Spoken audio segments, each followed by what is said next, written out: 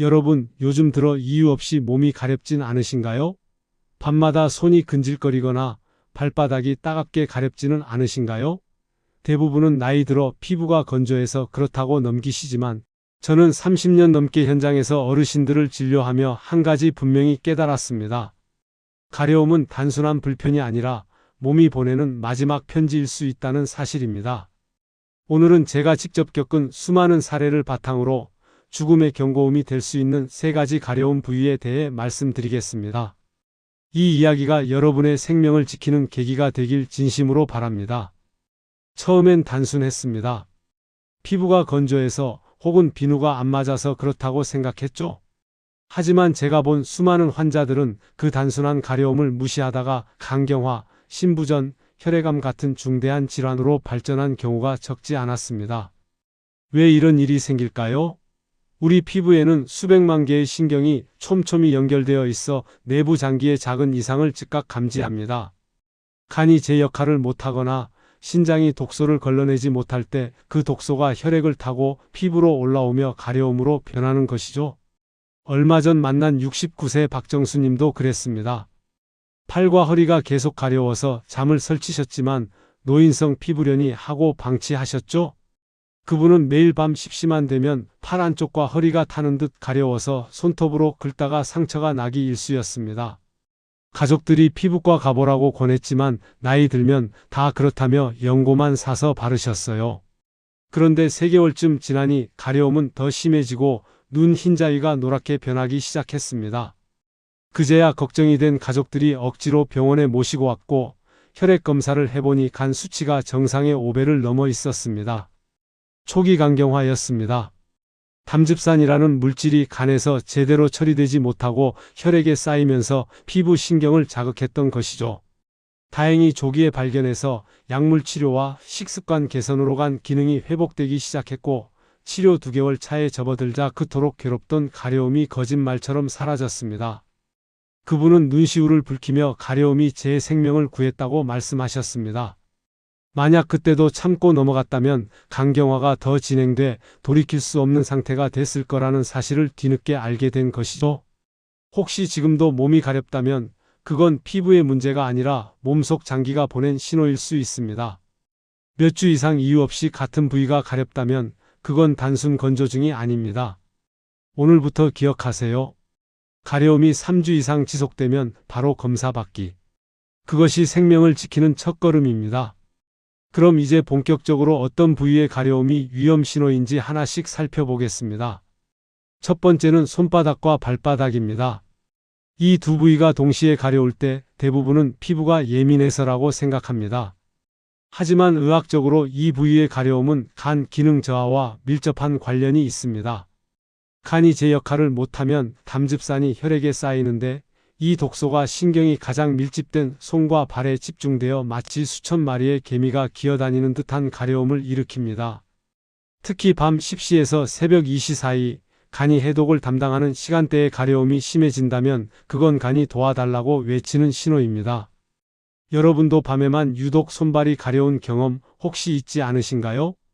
62세 최명자님은 밤마다 손바닥이 화끈거려 잠을 이루지 못했습니다. 처음엔 설거지를 많이 해서 그런가 싶어 고무장갑을 끼고 일했지만 소용없었어요. 손바닥이 불에 댄 것처럼 뜨겁고 가려워서 찬물에 담가도 5분이면 다시 가려움이 시작됐습니다. 손등은 멀쩡한데 손바닥 안쪽만 유독 가려운 게 이상해서 피부과를 찾았지만 의사는 접촉성 피부염일 거라며 연고만 처방했습니다. 하지만 한 달이 지나도 나아지지 않았고 밤마다 가려워서 손바닥을 긁다 보니 피부가 벗겨지고 상처투성이가 됐습니다.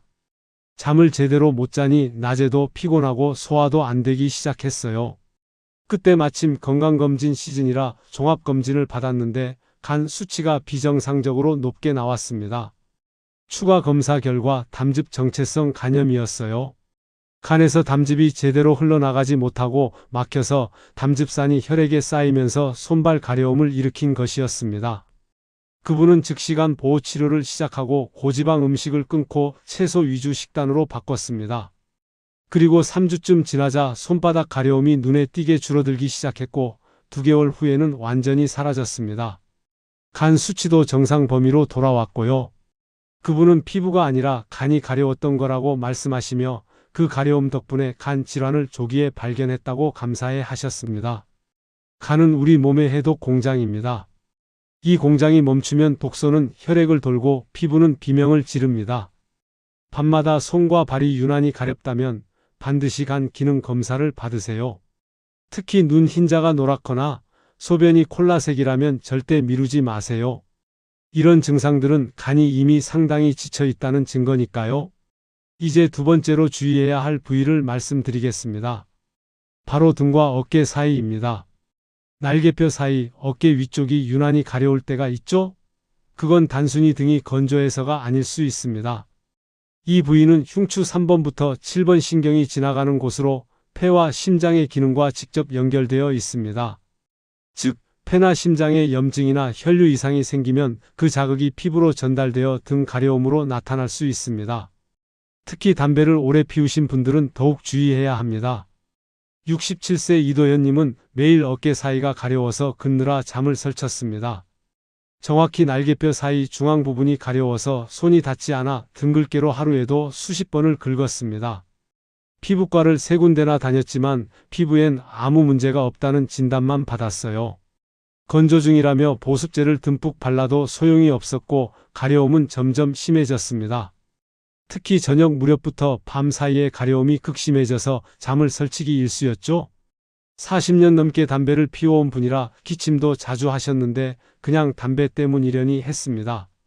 그런데 어느 날 기침을 하다가 가래에 피가 섞여 나오는 걸 보고 깜짝 놀라 병원을 찾았습니다. 제가 등 가려움 이야기를 듣고 혹시 몰라 흉부 컴퓨터 단층 촬영을 권했더니 폐 아래쪽에 초기 폐렴이 발견됐습니다. 염증이 생긴 폐 부위가 바로 등 신경과 연결된 부분이어서 가려움으로 나타난 것이었습니다. 다행히 조기에 발견해서 항생제 치료로 폐렴을 완치했고 금연도 시작하셨습니다. 치료 3주 차부터 등 가려움이 서서히 줄어들더니 완치 판정을 받을 무렵엔 가려움도 완전히 사라졌습니다. 그분은 등이 가려워서 병원 갔는데 폐를 지켰다며 신기해 하셨습니다.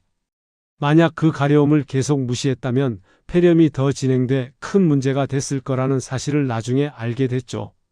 등 가려움은 시간대에 따라 의미가 다릅니다. 아침에 가려움이 심하면 심장 쪽 문제를, 저녁이나 누웠을 때 심하면 폐 문제를 의심해야 합니다. 흡연자라면 그 위험은 2배입니다. 등이 가렵고 원인을 알 수 없다면 흉부 엑스레이를 꼭 찍어보세요. 단 한 번의 검사가 평생의 숨을 지켜줍니다. 세 번째로 주의해야 할 곳은 정강이와 발목입니다. 이 부위가 유난히 가렵다면 신장이 약해지고 있다는 뜻일 수 있습니다. 신장은 하루에 180리터의 혈액을 걸러내는 몸속 정수기입니다. 그런데 이 정수기가 고장나면 요독이라는 독소가 쌓이고 중력 때문에 하체에 집중되면서 다리 가려움으로 나타납니다. 여러분도 혹시 다리가 가렵고 부은 적이 있지 않으신가요?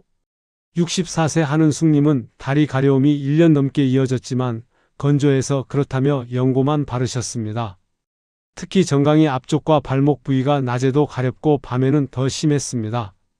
긁다 보니 피부가 검게 변하고 딱딱해졌지만 나이 들면 피부가 그렇다고만 생각했죠. 그런데 시간이 지날수록 발목이 붓기 시작했고 아침에 일어나면 얼굴도 퉁퉁 부어 있었습니다. 처음엔 잠을 잘못 잤나 싶었는데 매일 그러니 이상하다 싶어 병원을 찾았습니다. 소변 검사를 해보니 단백질이 많이 나오고 혈액 검사에서 신장 기능 수치가 정상의 절반 수준으로 떨어져 있었습니다. 만성 신장 질환 3단계였습니다. 신장이 제대로 일을 못하니 몸속 노폐물이 쌓이고 그게 다리 쪽으로 몰려 가려움과 부종을 일으킨 것이었습니다. 그분은 즉시 신장 보호 치료를 시작했습니다. 저염식으로 바꾸고 단백질 섭취를 조절하고 혈압약을 복용하기 시작했습니다. 또 하루 2리터씩 물을 나눠 마시고 짜고 자극적인 음식을 완전히 끊었습니다. 3개월쯤 지나자 다리 가려움이 확실히 줄어들었고 부종도 빠지기 시작했습니다. 6개월 후 재검사에서 신장 기능이 조금씩 회복되는 것으로 나타났고 1년이 지난 지금은 수치가 안정적으로 유지되고 있습니다. 그분은 가려움이 제 몸의 경고음이었다고 그 신호를 더 일찍 알아챘다면 좋았을 거라고 말씀하셨습니다. 신장 질환은 조용히 찾아옵니다. 피부 가려움, 발목 붓기, 소변 거품. 이 셋이 함께 온다면 절대 방치하지 마세요. 다리가 가렵고 부으면 즉시 신장 검사를 받으세요. 염분, 인스턴트 음식, 진통제 남용은 신장의 적입니다. 특히 진통제는 만성적으로 먹으면 신장을 서서히 망가뜨립니다. 두통이 있다고 매일 진통제를 드시는 분들 꼭 주의하세요. 지금부터 드리는 말씀은 꼭 기억하세요. 가려움을 구별하고 생명을 지키는 법, 바로 333 법칙입니다. 첫째, 3주 이상 같은 부위가 가렵다면 병원에 가세요.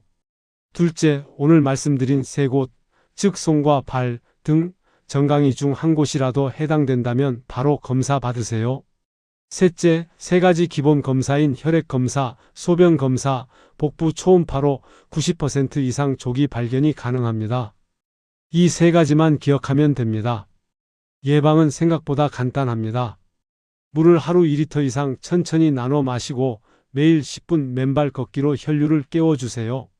밤 11시 전에 잠자리에 들어 간과 신장이 쉬는 시간을 만들어주는 것도 중요합니다. 우리 몸의 장기들은 밤 10시부터 새벽 2시 사이에 가장 활발하게 회복되거든요. 이 시간에 깨어 있으면 간과 신장이 제대로 쉬지 못합니다. 71세 정영자님은 가려움 일기를 써서 새벽 2시에만 손발이 가렵다는 걸 알아냈습니다. 매일 밤 몇 시에 어디가 가려운지 꼼꼼히 기록했더니 새벽 시간대에 손발 가려움이 집중된다는 패턴을 발견한 것이죠. 병원에서 그 일기를 보여드렸더니 의사가 바로 간 기능 검사를 권했습니다. 검사 결과 초기 간염이었고 조기 치료로 완치되셨습니다. 그분은 일기 덕분에 병을 잡았다며 이제는 주변 친구들에게도 가려움 일기 쓰기를 권한다고 하셨습니다. 언제 어디가 가려운지 기록하는 것만으로도 병의 실마리를 찾을 수 있다는 걸 몸소 보여준 사례였습니다. 가려움은 불편함이 아니라 우리 몸이 살기 위해 보내는 긴급 신호입니다.